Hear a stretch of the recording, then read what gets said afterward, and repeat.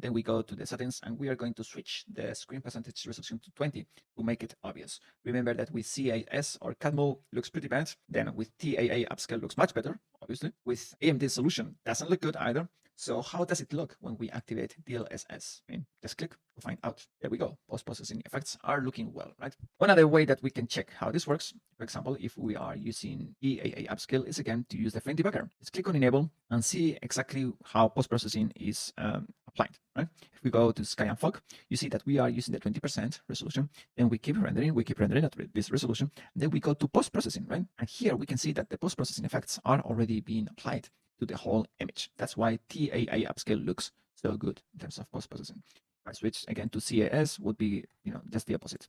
We do post-processing in the low resolution if it's not buggy, and now it's buggy. So I can just start it again, of course, and I'm going to enable the frame debugger with CAS, and you'll see that the bloom is applied in small screen.